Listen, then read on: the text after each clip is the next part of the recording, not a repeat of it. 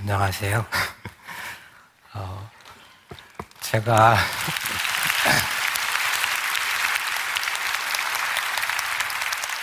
말주변도 없고 또 이렇게 여러분들 앞에 서는 것이 상당히 부담스럽고 또 저보다 믿음도 좋으시고 훌륭하신 분들이 여기 서 계셔야 되는데 제가 여기에 서 있어서 죄송하기도 하고 하여튼 제가 저의 삶에 나타내신 주님의 은혜가 무엇인지 이 이사야 말씀을 같이 묵상하면서 풀어보도록 하겠습니다.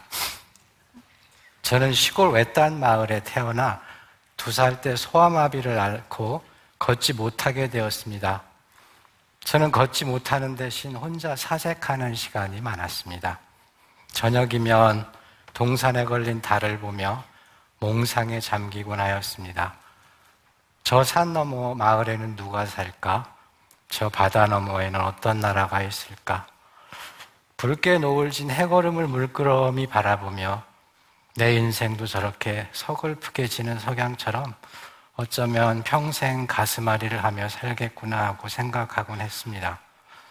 저에게 친구라곤 병아리들과 지천으로 핀 들꽃과 따뜻한 봄볕과 아지랑이밖에 없었던 저는 혼자 있는 시간이 대부분이었습니다.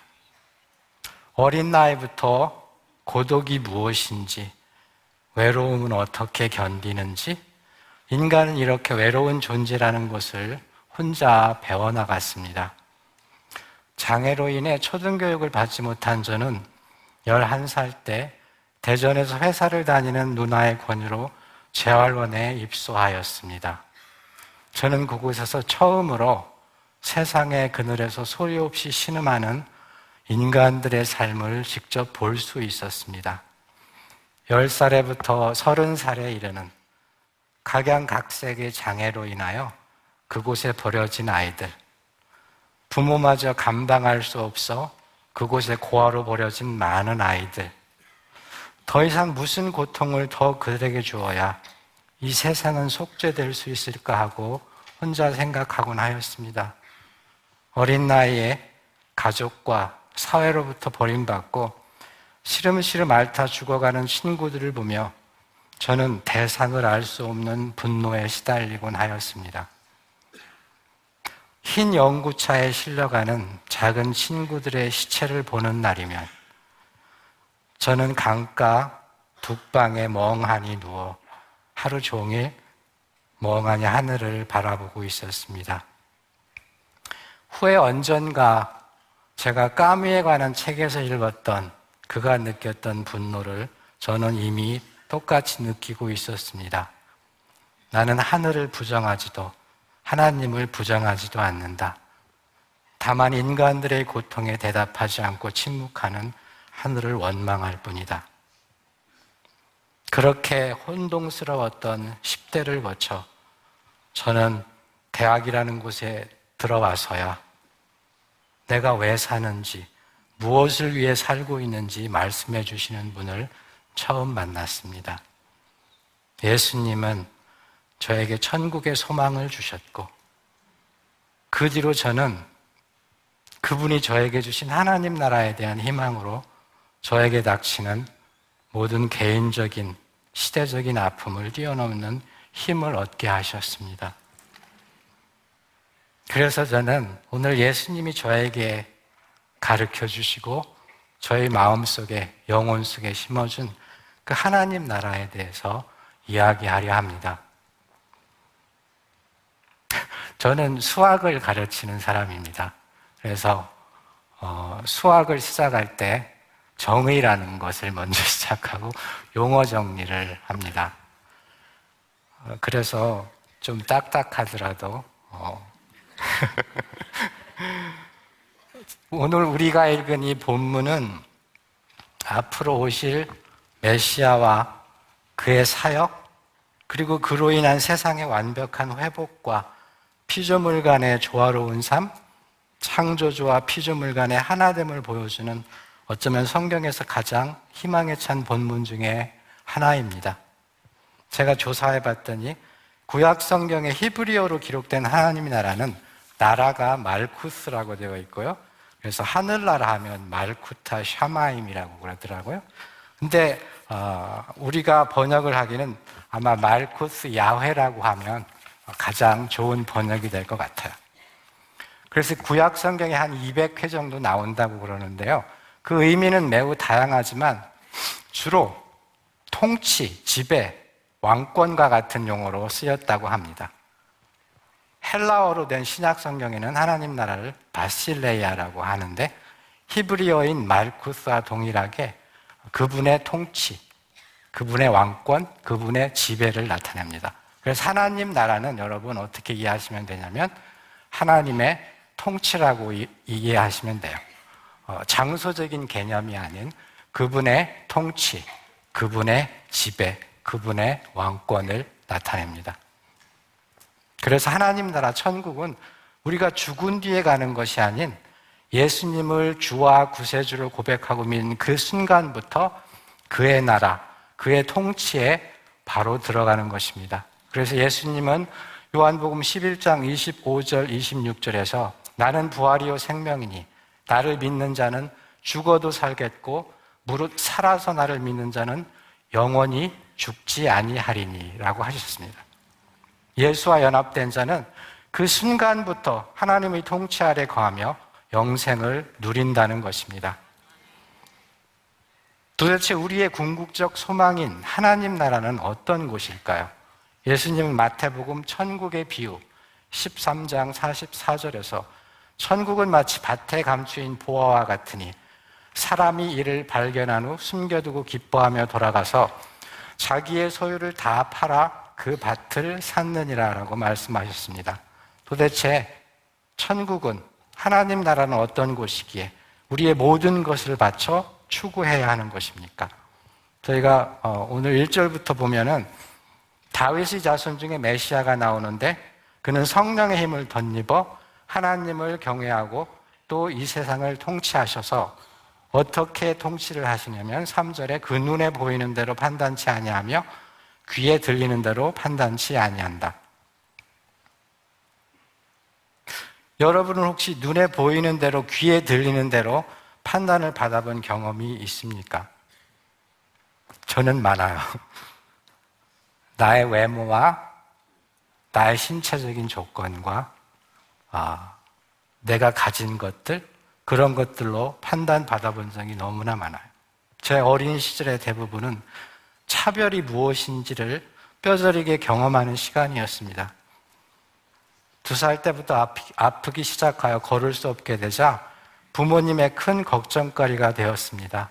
제가 7살쯤 되어 이 불쌍한 녀석이 밥이나 벌어먹고 살 수 있을까 걱정하셨던 어머니는 저를 등에 업고 1시간이나 떨어져 있는 시골의 초등학교에 가서 저를 입학시켜달라고 사정하셨습니다.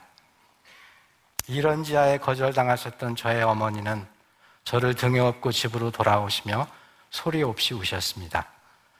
시골 3월의 찬바람은 저의 야윈 발을 얼게 했고 가난한 집안에 태어나 병주거리를 살아가는 이 어린아이에게 아무것도 해줄 수 없었던 저의 어머니는 나의 언발을 당신의 호주머니에 넣어주시며 아가야 춥지라고 하셨습니다. 그 한마디는 저에게는 어떤 철학자의 말보다 어떤 유식한 부모들의 위로보다 값지고 따뜻한 말이었습니다. 제가 세상을 살아가며 이 세상의 차별과 냉대가 나의 심장과 영혼을 차가운 냉기로 파고들 때마다 저는 항상 어머니의 말을 떠올렸습니다. 아가야 춥지. 그 말은 제가 대학교 1학년 때 예수님을 만나고 나서 예수님이 저에게 하셨던 말씀과 동일하였습니다. 38년 된 병자에게 일어나 내 자리를 들고 걸어가라 하셨던 나의 야훼 하나님. 날 때부터 소경되어 사회로부터 격리되고 구걸하며 살던 자신이 창조한 피조물의 일그러진 형상과 마주쳤을 때 한없는 연민의 손으로 만져주며 새로운 피조물로 재창조하여 하셨던 예수는 나의 혼돈과 어둠을 하나님의 영광을 아는 빛을 깨닫게 하는 도구로 삼으셨습니다. 저는 그 어린 나이에 제 어머니의 눈물 속에서 이 세상의 비정함을 보았습니다. 포용보다는 배척을 즐겨하는 세상의 본질을 알았습니다. 비록 7살밖에 되지 않았지만 그때 제가 어머니 등에 업혀서 들었던 생각은 차별 없는 나라, 나같이 부족해도 사람 대접받으며 살 수 있는 나라가 그리웠습니다. 저는 1963년 8월 28일 워싱턴 DC에서 했던 마틴 루터 킹의 연설문을 인용하기를 좋아합니다. 저에게는 꿈이 있습니다. 언젠가 나의 내 자녀들이 그들의 피부색이 아닌 그들의 인격의 내용으로 판단되는 그런 나라가 오기를. 여러분, 우리의 자녀들이 도대체 어떤 나라에 살아야 하겠습니까? 하나님 나라는 우리의 영혼의 색깔만이 중요한 나라입니다. 우리의 마음의 중심이 하나님께 향해 있는지, 하나님께 멀어져 있는지만 중요한 나라입니다. 우리가 얼마나 소유했고, 우리의 교육 수준이 어떤지, 우리의 가족 배경은 어떤지 하나님 나라에서는 중요하지 않습니다. 그래서 하나님 나라에서는 그 어느 누구도 모두가 평등한 그런 나라입니다. 저는 대학교 1학년 때 처음 예수님을 영접하고 나서 마가복음 2장 17절을 읽으며 건강한 자에게는 의원이 쓸데없고 병든 자에게라야 쓸데있느니라. 내가 의인을 부르러 온 것이 아니요 죄인을 부르러 왔노라라는 말씀을 읽으며 저는 얼마나 울었는지 모릅니다. 껍질로 판단하는 세상에 살며 이 세상의 많은 사람들은 상처 속에 삽니다. 하지만 우리의 주님은요, 눈에 보이는 대로 판단치 아니하며 귀에 들리는 대로 판단치 아니하시는 왕이십니다. 요한복음 8장 15절에 너희는 육체를 따라 판단하나 나는 아무도 판단치 아니하노라. 만일 내가 판단하여도 내 판단이 참되니 이는 내가 혼자 있는 것이 아니요 나를 보내시니와 나와 함께 하심이라. 사무엘상 16장 7절 나의 보는 것은 사람과 같지 아니하니 사람은 외모를 보거니와 나 여호와는 중심을 보느니라. 하나님 나라는 그런 곳입니다. 죄인과 자신을 동일시하는 그런 사랑 많은 왕이 다스리는 곳, 그 어느 누구도 끌어안음을 받는 그러한 나라입니다. 또 하나님 나라는 어떤 곳일까요? 4절에 보면 공의로 빈 비판자를 심판하며 정직으로 세상의 겸손한 자를 판단할 것이며, 여러분 사무엘상 8장을 읽어보면 이스라엘 백성들이 왕을 세워달라고 하는 장면을 그리고 있습니다. 하지만 하나님은 결국 사람이 세운 왕이 그들을 오히려 착취하며 백성들을 오히려 왕의 종이 되게 할 거라고 경고하십니다. 하나님은 그들의 심중을 읽으셨습니다. 하나님의 통치, 말쿠스 야훼를 거부하고 주변의 이방 나라처럼 사람 왕을 중심으로 사람의 제도하에서 그들의 뜻대로 살아보겠다는 이스라엘의 인본주의적 의도를 분명히 경고하셨습니다.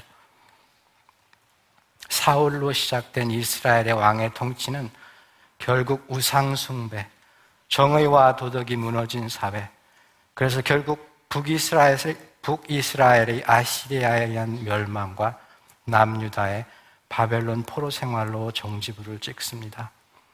이 세상의 역사가 그렇습니다.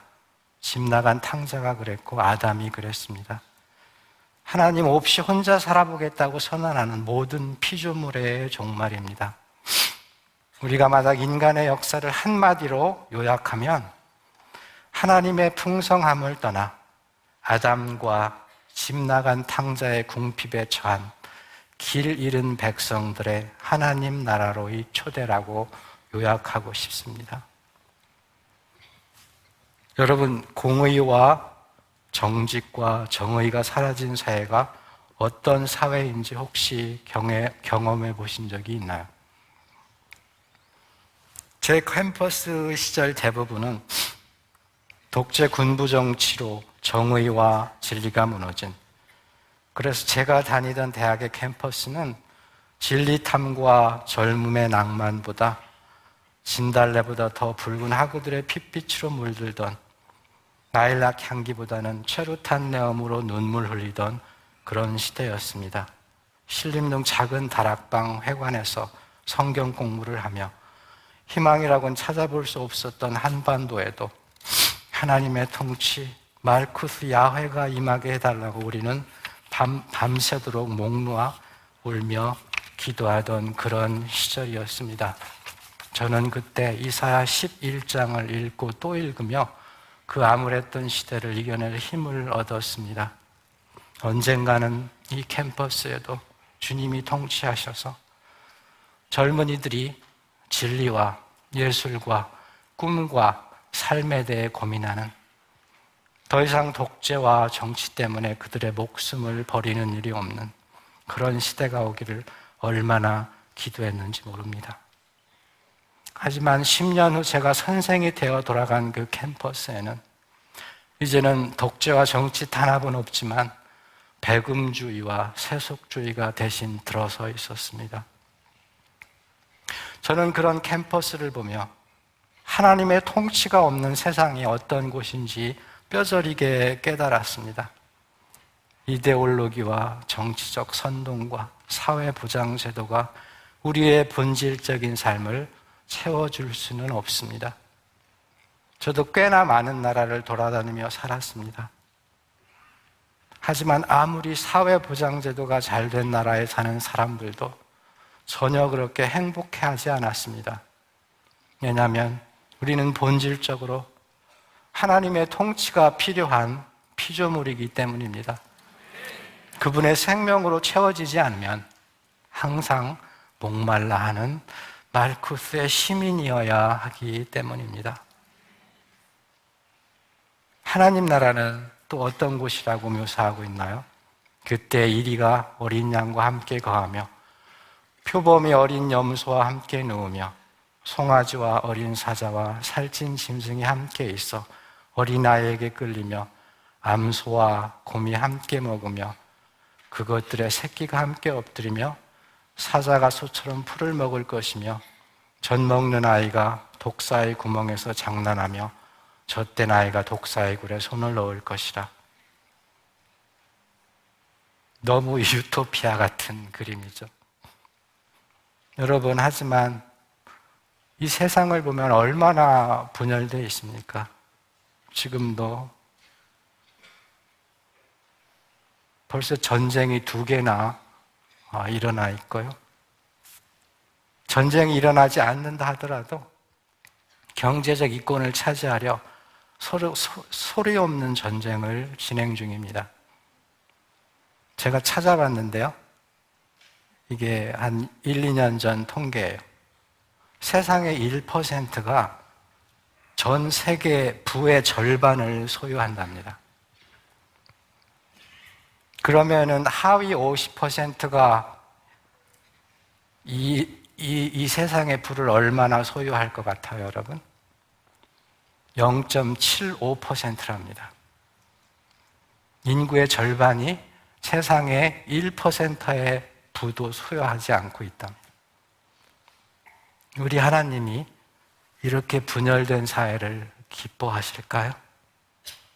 하지만 우리가 읽은 이 본문은 하나님 나라가 완성되는 그때에는 야훼 하나님이 통치하셔서 포식자와 피식자 사이에 화해와 평화가 찾아오고 그들이 함께 거하게 됩니다.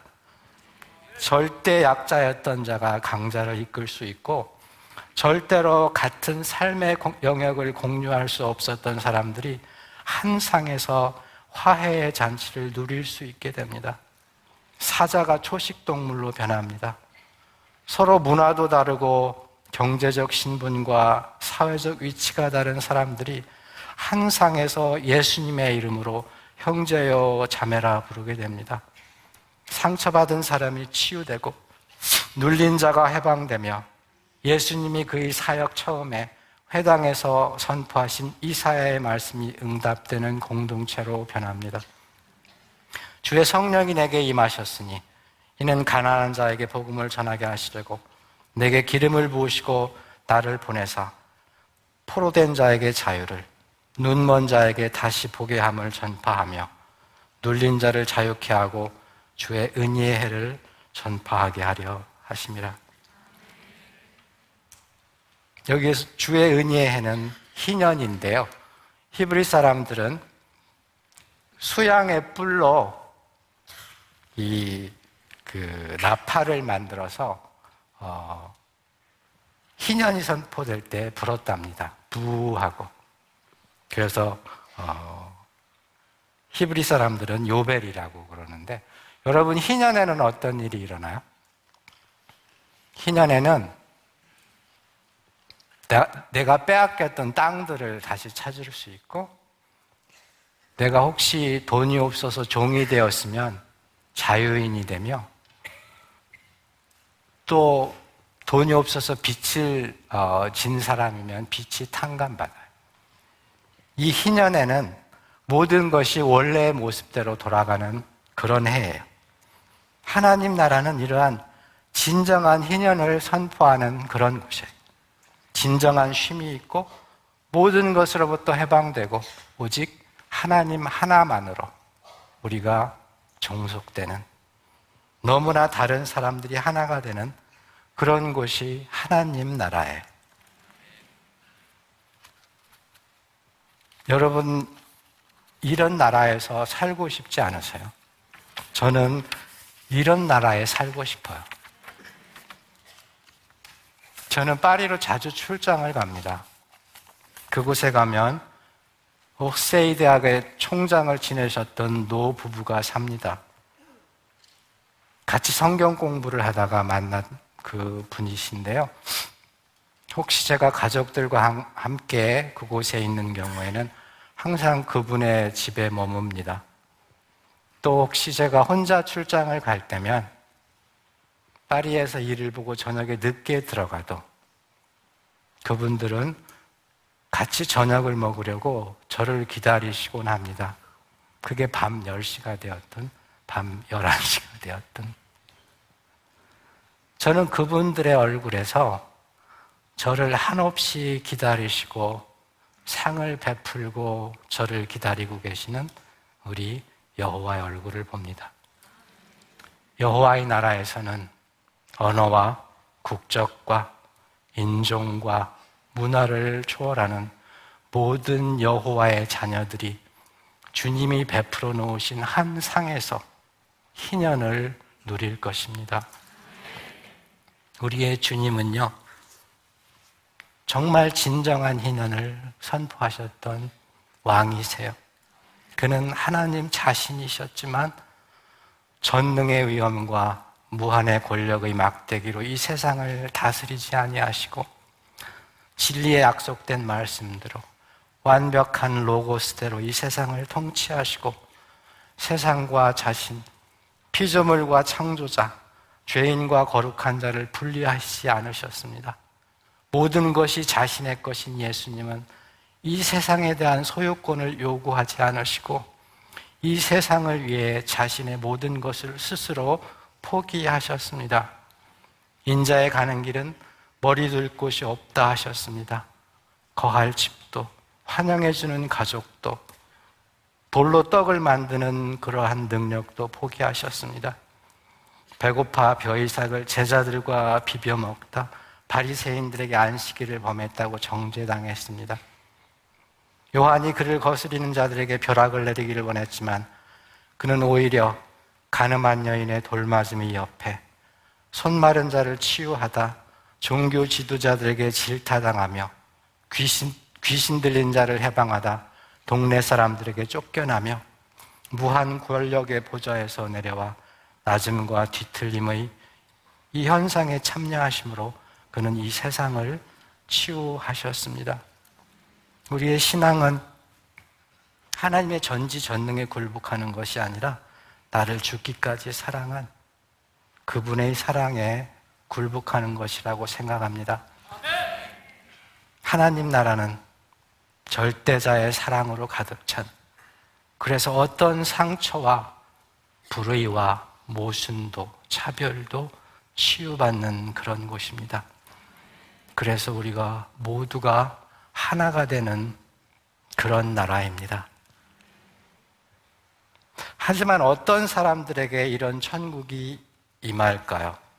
어떤 사람들이 하나님 나라의 백성이 될까요?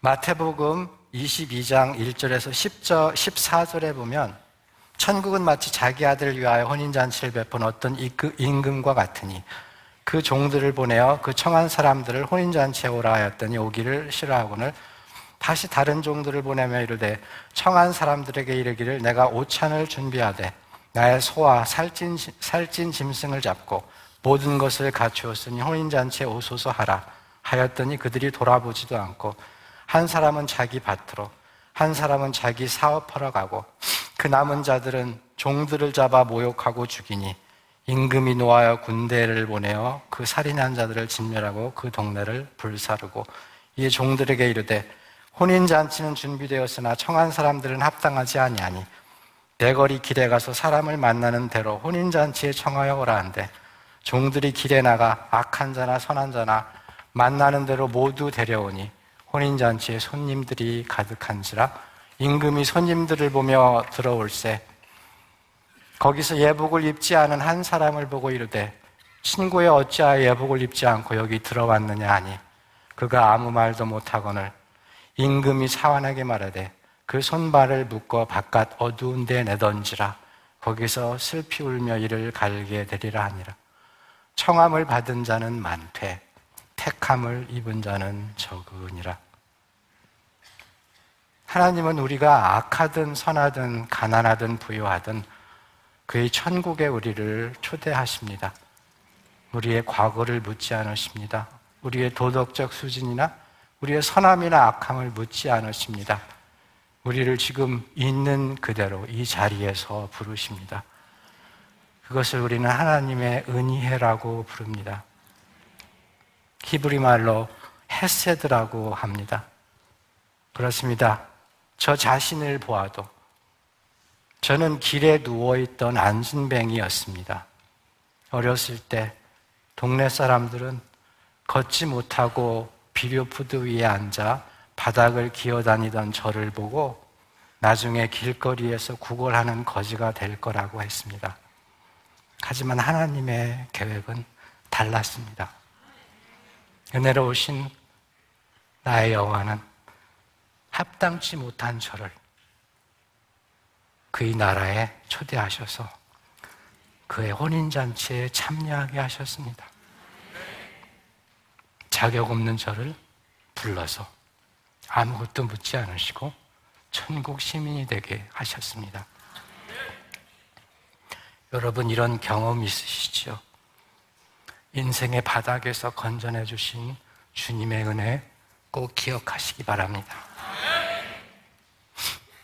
하지만 예수님은 또한 경고하십니다. 니고데모에게 말씀하신 것처럼 진실로 진실로 내게 이르노니 사람이 거듭나지 아니하면 하나님 나라를 볼 수 없느니라.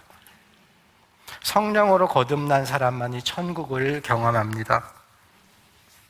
하나님의 통치를 받을 것인가 아닐 것인가는 우리의 의지적 선택이기 때문입니다. 여러분에게 하나님 나라는 무엇입니까? 나의 일상의 생활을 적당한 은혜와 회개라는 가면으로 적당히 감싸줄 수 있는, 나의 그럴듯한 논리를 적당한 거룩함으로 포장해 줄 수 있는 2000년대 바리새인이 누리는 하나님 나라입니까? 아니면 향유를 깨트린 여인의 심정으로 감히 고개를 들고 기도를 할 수 없었던 어느 죄인의 기도처럼 주여 이 죄인을 용서하여 주소서라는 기도밖에 드릴 수 없는 하나님의 통치와 하나님의 임재가 너무나 간절한, 그래서 하나님 나라가 나에게 전부일 수밖에 없는, 내 손에 만져지는 실체요 살아있는 힘인 그런 나라입니까? 야훼 하나님의 통치를 그리워하는 사람에게만 하나님 나라는 그의 삶의 실체가 되며 현재 우리가 누릴 수 있는 증거가 됩니다. 우리의 믿음이란 허상을 쫓아가는 삶이 아닌 하나님 나라에서 현재를 살아가는 그분의 백성들을 통하여 이 세상의 실상이요 증거가 되기 때문입니다. 예수님은 산상순의 첫 번째 말씀에서 심령이 가난한 자는 복이 있나니 천국이 저희 것이며 라고 말씀하셨습니다. 도대체 누가 하나님 나라에 속할 수 있습니까? 인격이 완벽한 사람도 아니요, 능력이 뛰어난 사람도 아닙니다. 만약 그런 사람들만 간다면 아마 여기에 아무도 하나님 나라에 갈 사람이 없을 것입니다. 자신의 부족함을 느껴 예수로 채워야 하는 사람들, 자신이 너무 연약하여 기도하지 않으면 하나님의 도우심 없이는 살 수 없는 그런 사람들, 자격 미달이지만 예수님의 인도하심으로 예수님다워지려는 사람들, 심령이 가난하여 애통해하는 사람들, 그런 사람들이 하나님 나라의 백성이 될 것입니다. 하지만 하나님 나라의 백성으로 이 땅에서 사는 것은 그렇게 녹록치 않습니다. 왜냐하면 하나님 나라는 이 땅에서 아직 완성되지 않았기 때문입니다. 아직도 공중의 권세 잡은 자들이 하나님 나라의 완성을 방해하러 우는 자와 같이 저희를 무너뜨리려 하고 있기 때문입니다.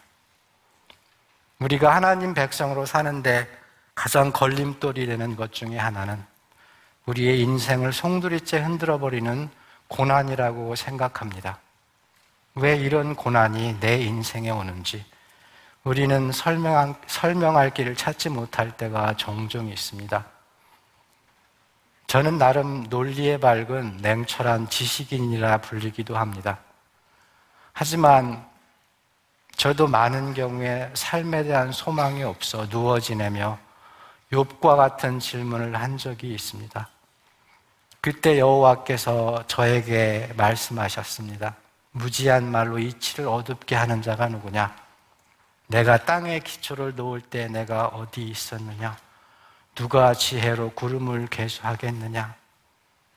이렇게 저에게 말씀하셨습니다. 저는 하나님의 우주의 창조와 그 운행, 우리 인생에 두신 그분의 심오한 뜻을 잘 모르는 어쩌면 무식한 사람입니다. 제가 공부를 하면 할수록 깨닫는 것은 이 우주에 숨겨진 주님의 크신 비밀들의 아주 조그만 파편들을 가끔 발견한다는 것입니다. 그래서 주님이 얼마나 크신 분인지 점점 깨달아간다는 것입니다. 하지만 그분의 창조의 비밀과 운행의 비밀을 알 수는 없지만 제가 여러분에게 한 가지 자신 있게 대답할 수 있는 것이 있습니다. 하나님은 사랑이시고 그분은 여러분을 위하여 죽으셨고 죽기까지 앞으로도 사랑할 것이라는 것입니다. 이 세상의 어떤 철학과 지식과 유혹으로 저를 설득하려 해도 저는 여러분에게 말하겠습니다. 하나님은 사랑이십니다.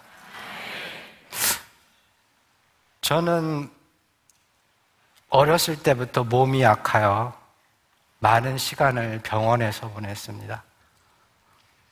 또 대학교 1학년을 대학교 때 1년을 아파서 누워 있었던 시간이 있습니다.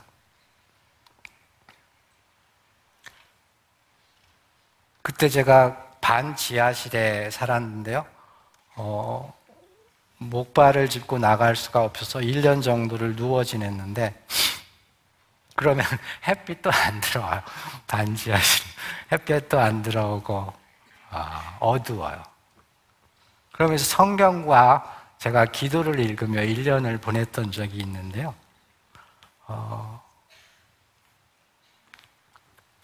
그러면서 제가 그런 생각을 했던 적이 있어요.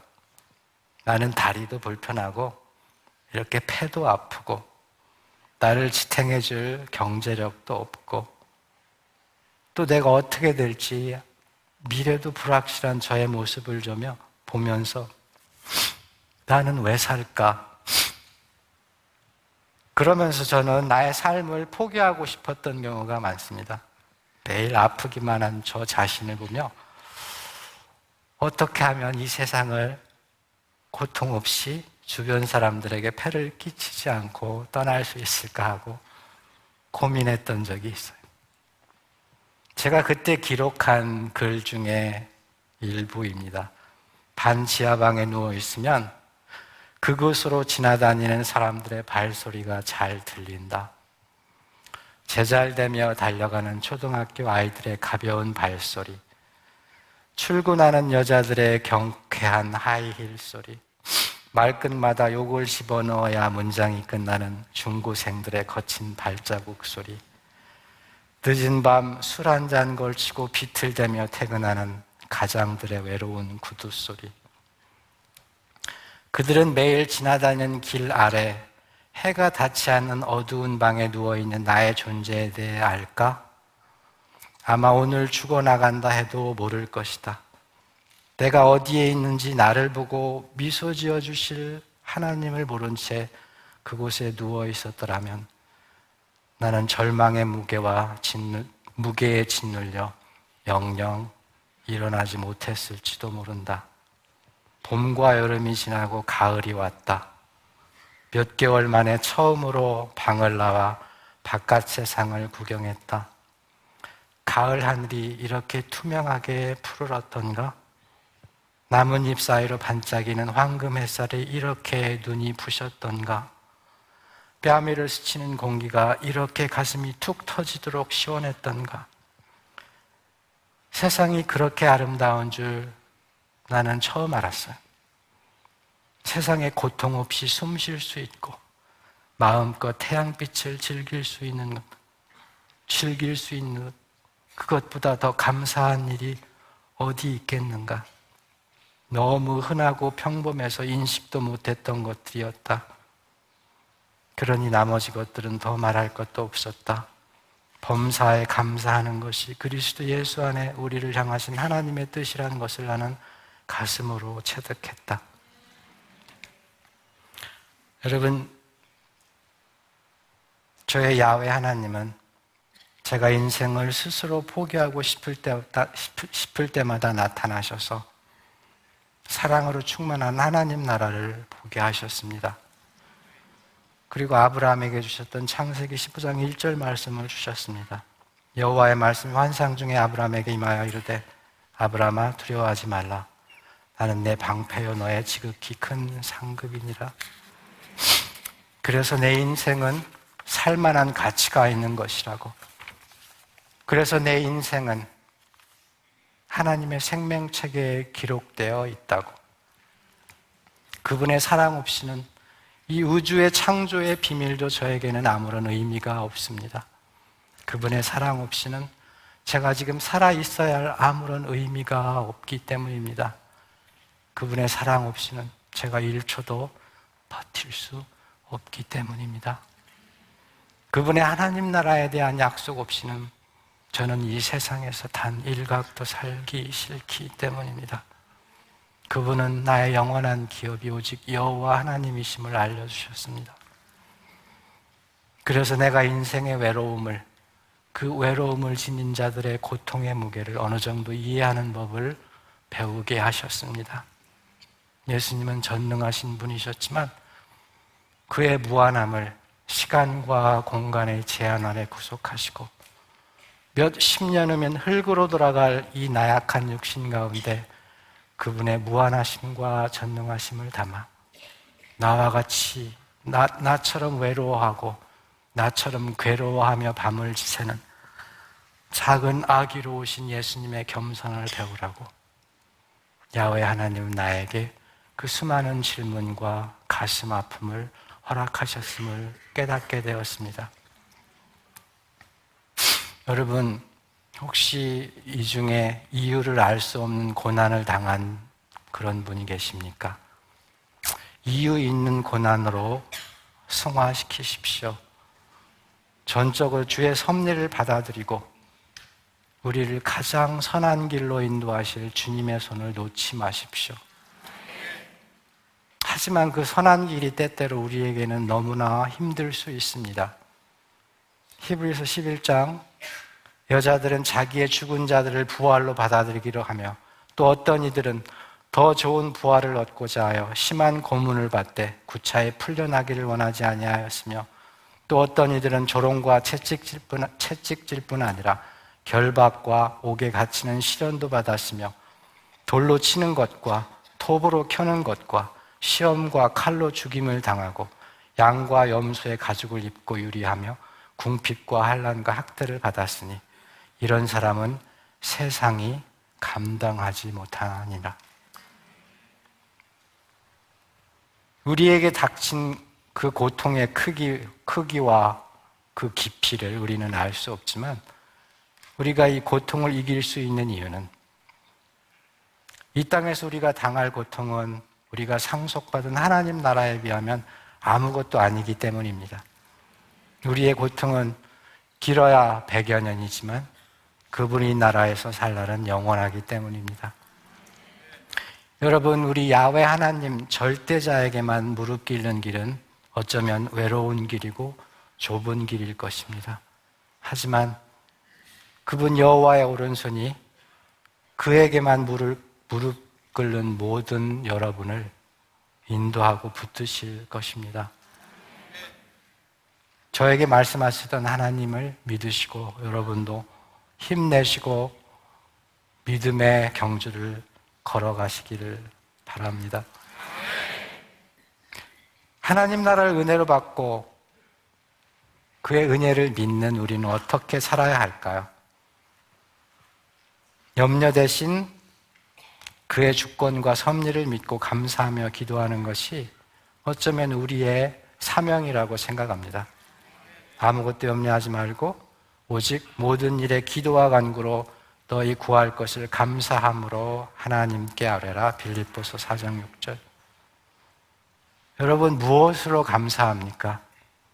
하나님 아니었으면 단 한순간도 숨을 쉬며 살아있지 못할 이 나약한 피조물이 지금도 살아있게 하시는 하나님께 감사해야 합니다. 너무나 크셔서 이 우주 만물을 지으시고 운행하시는 그분이 이 더럽고 추한 죄인을 위해 죽으시고 이 추하고 나약한 자 안에 성령으로 내주하시는 것에 감사해야 합니다. 비록 내 몸은 병들고 약할지라도 그 어떤 것보다 강한 그의 끊을 수 없는 사랑으로 지금도 나를 지켜보고 계신 나의 야훼 하나님께 우리는 감사해야 합니다. 나의 지은 죄로 지금 당장에라도 지옥의 풀무불에 저 스올의 사자굴에 던지워져야 마땅한 나를 산돌이신 예수가 사탄의 권세를 가루처럼 부수고 나를 위해 십자가에 달리심으로 나를 그의 자녀되게 하신 하나님께 감사해야 합니다. 저는 저의 인생을 돌아보며 감사의 제목들이 참 많습니다. 첫 번째는 저에게 배우지 못하고 가난했던 부모님을 주신 것에 대한 감사입니다. 초등학교 입학 거부 돌아오는 찬바람의 길에서 자신의 주머니에 내 언발을 넣고 손으로 주물러 주셨던 나의 어머니의 따뜻한 온기가 세상에서 춥고 외로울 때 저를 지켜준 힘이었습니다. 그분들의 가난 때문에 저는 힘들게 사는 사람들의 가난과 고통을 이해할 수 있었습니다. 또 그분들이 가난하였고 그분들이 배우지 못하였기 때문에 부모에게 의지하지 않고 독립하는 법을 배웠습니다. 경제적으로 어렸을 때부터 독립하는 법을 배웠어요. 그러한 그 배움은 정말 아무거나 가질 수 없는 것입니다. 그래서 저는 배우지 못했고 가난했던 저희 부모님을 하나님이 저에게 주셔서 항상 감사합니다.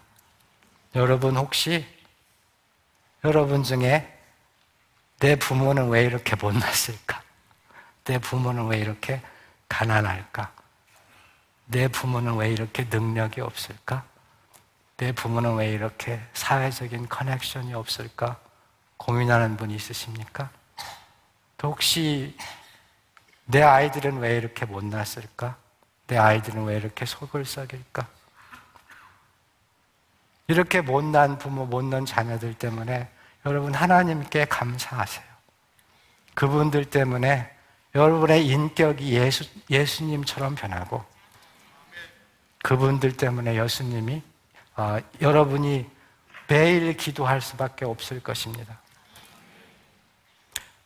저는 초등교육을 받지 못한 것을 하나님께 감사했습니다. 그래서 저는 혼자 공부하는 법을 배웠어요.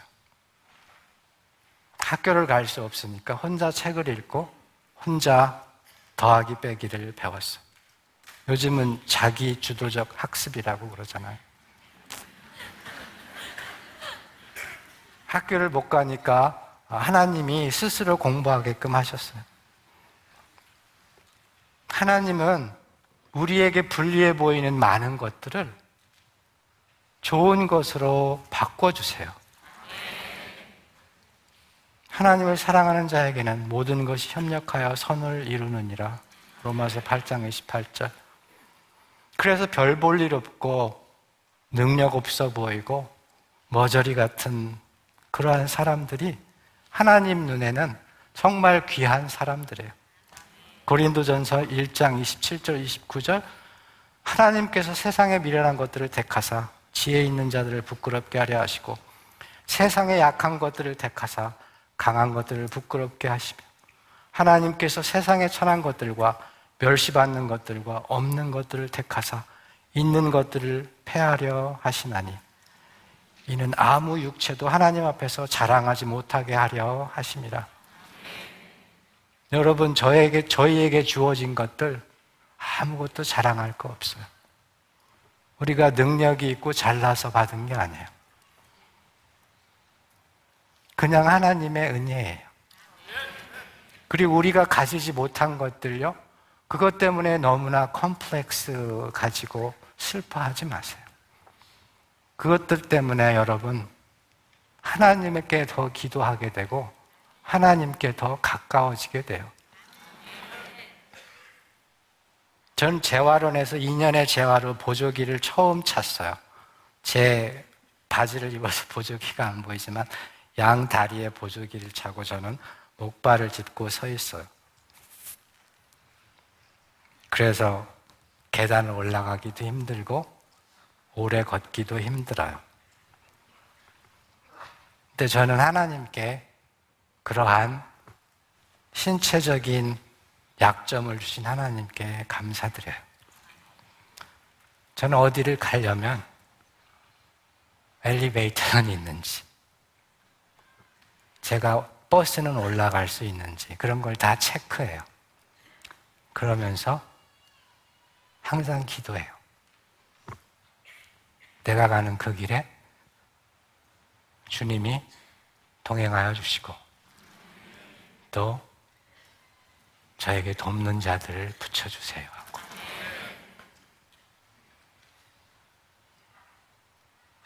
여러분, 제가 짚은 목발과 이 다리가 너무 불편해 보여도 저에게는 그래도 이걸 가지고 세상에 걸어 나갈 수 있는 걸음마였어요.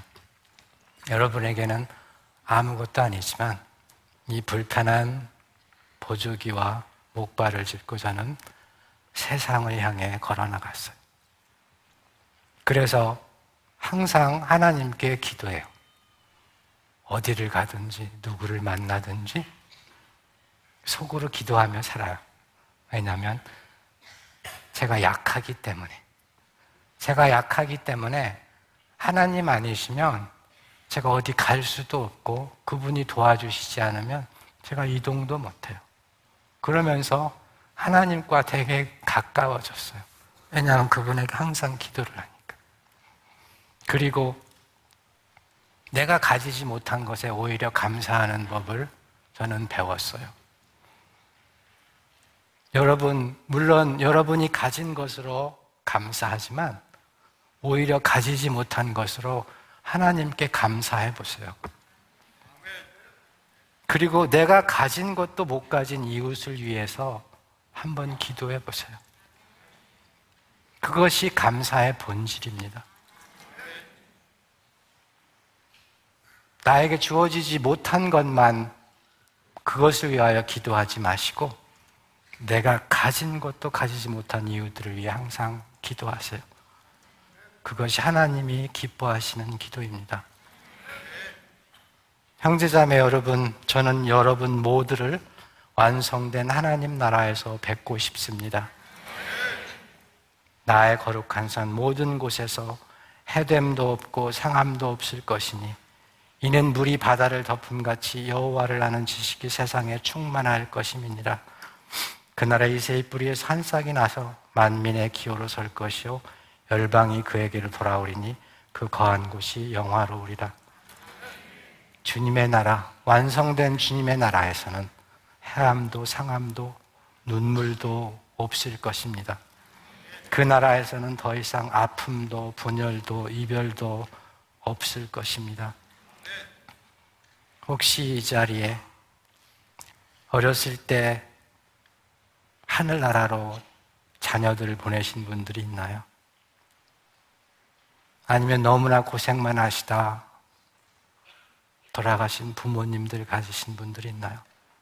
지금도 생각만 하면 가슴이 아리운 우리의 사랑하는 사람들, 주님 나라가 완성되는 그날에 다 만날 수 있습니다. 여러분은 부활 믿으시지요?